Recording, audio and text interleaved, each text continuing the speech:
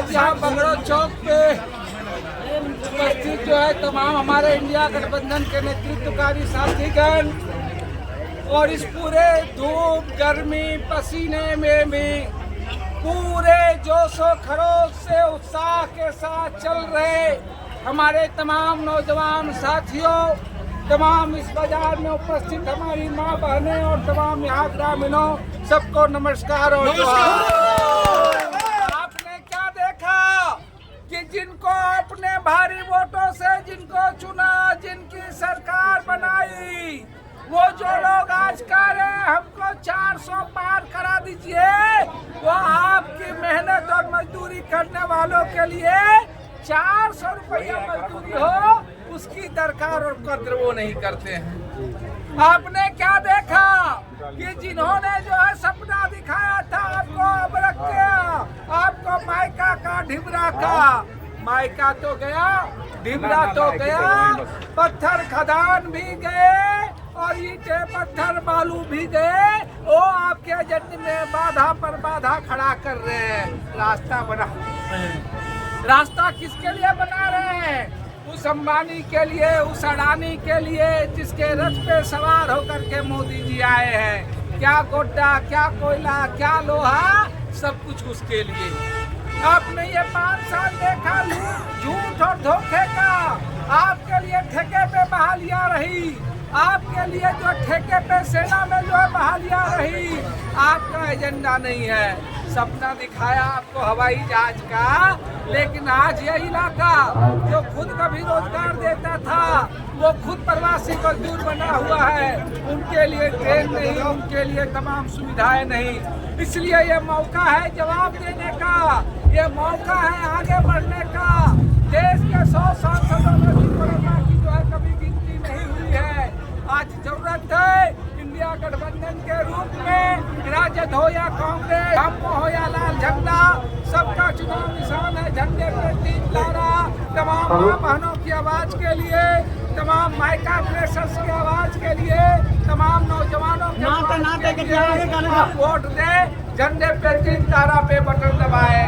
बस देखा है ये बहुत साफ, जितनी भारी उम्मीदों के साथ जितना ही भारी वोट दिए उतना ही भारी चोट पहुंची।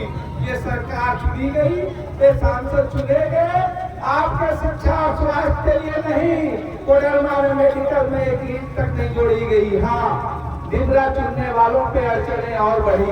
ढिबरा ही नहीं, जो पत्थर थे, जो प्रेशर थे, उनके लिए तमाम सारी चीजें खत्म हो गई। और तो अगर यहाँ के लोग नए पत्थर व्यवसाय से जुड़े हुए हैं, उनके लिए भी हो गई नीतियां बना रहे हैं। लेकिन यही जो पत्थर निकला है यहाँ कोडरमा में, यही जो ढिबरा है, यही जो है यहाँ पे जो है प्रेशर है, इनके मित्र अंबानी जी अगर रुचि दिखाए, इनके अडानी जी जो रुचि दिखाए, 5 दिनों के अंदर इनका सिंगल विंडो सिस्टम हो जाएगा, रेड कार्पेट आ जाएगी, मोदी जी आएंगे, सांसद पलक कौड़े बिछाएंगे, तमाम बाधाएं खत्म हो जाएगी, तमाम बाधाएं दूर हो जाएगी। लेकिन आज यहाँ के नौजवान जो कभी खुद यहाँ रोजगार देता था, आज वो प्रवासी मजदूर बन करके जो है वो झेल रहे हैं। लेकिन अपने लिए 400 सीट मांगने वाले, 8 घंटा जो मेहनत करने वाले हैं, मजदूरी करने वाले लोग हैं, उस मनरेगा की मजदूरी 400 हो, वो इनके लिए नहीं है, उनके लिए है कभी ऊर्जा दीदी, कभी जल सहिया, कभी रोशन सखी, पोषण सखी, कभी जो स्कूल सहिया, कभी स्वास्थ्य सहिया, कभी जो है से मित्र। और आज उनको अनुदान इतना भी पैसा ये दिल्ली की सरकार नहीं दे रही है, उससे तो ज्यादा बढ़िया हेमंत की सरकार है जो हमारे 50 साल के महिलाओं को 1000 रुपये के पेंशन दे रही है और बुजुर्गों को दे रही है। पेंशन 1000 रुपया के जगह 2000 होता यदि मोदी जी जो है अपना हिस्सा, देश का हिस्सा नहीं, अपना बकाया नहीं, झारखंड का ही बकाया अगर लौटा दिए होते तो सारी होती। सपने दिखाएंगे, सपने दिखाएंगे, 15 लाख ला कर देंगे, 15 लाख की तो बात छोड़ दीजिए। इस 56 इंच के सीने में वो ताकत नहीं है कि आपकी गाढ़ी कमाई का, आपकी मेहनत की कमाई का, आपके की और सोहर की कमाई का, आपके भाई बेटे की कमाई का जो पैसा आपने सहारा में लगाया था, आज वो बेसहारा कर गए।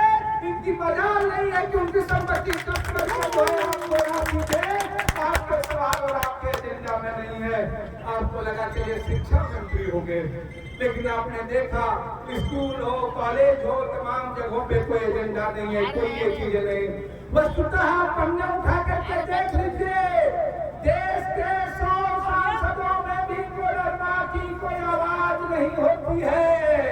आपके प्रवासी मजदूरों के लिए ट्रेन यहाँ से बम्बई के लिए खुले, चेन्नई के लिए खुले, हैदराबाद के लिए वो कोई आवाज नहीं होती है। मायका पत्थर के लिए नीतियां बने, ना कि बाधाएं खड़ी हो, उसकी कोई आवाज देश के संसद में नहीं होती है। शिक्षा स्वास्थ्य के लिए कोई आवाज नहीं होती है। और जब तक लड़ेंगे नहीं, आप जीतेंगे नहीं। इसीलिए मैं कह रहा हूँ, आप बीता हुआ कर देखिए। आज इंडिया गठबंधन के प्रत्याशी के रूप में मैं हूँ। हम तमाम लोगों का, लालू जी का, केजरीवाल जी का, हेमंत जी का धन्यवाद देते हैं। वो भरोसा दिखाया, भरोसा इस बात का है कि जब भी इस राज्य में गरीबों पे, किसानों पे, मजदूरों पे, छात्रों, नौजवानों का सवाल हो, तो राज्य की विधानसभा से लेकर के सरजोर तक वो आवाज मिलती है। अगर आपके मायका और ढिमरा के लिए भी जेल जाना पड़ा तो हम लोग लड़े और कोडरमा के जेल में 3 दिन रहे, तब कोई दूसरा नजर नहीं आता है। और जो इंसाफ की भी हत्या हो जाती है, तब भी वो आवाज हम लोग उठाने वाले हैं। प्रदीप पासवान की भी गोली मार करके हत्या होती है, तब भी हम लोग आवाज उठाने वाले हैं। अंशु बर्नवाल की भी हत्या हो जाती है, तब हम लोग उठाने वाले हैं। लेकिन जब ये बदलाव और बेहतरी करने वाले की आवाज करने वाले ने वस्तुतः 10 सालों में लूट, झूठ, धोखे की, बलम की सरकार रही है। जिन्होंने आपका वोट तो भारी वोट लिया, लेकिन आपकी उम्मीदों पे भारी चोट पहुंचाया है। तो ये वक्त है, ये वक्त बदल रहा है। 3 चरण के चुनावों ने रास्ता बचा दिया है। देश बदल रहा है, सरकार बदल रहा है। कोडरमा का सांसद भी बदलेगा, कोडरमा की आवाज होगा, वो उम्मीदों में बदलाव होगा। एक ऐसा व्यक्ति, एक ऐसा सरकार के संघर्षों की आवाज जो देश के संसद में भी गूंजेगी। और जाड़ा हो, गर्मी हो, बरसात हो, पसीने से टलपटर हो, आपके साथ सड़कों में भी संघर्ष करता हुआ, लड़ता हुआ नजर आएगा।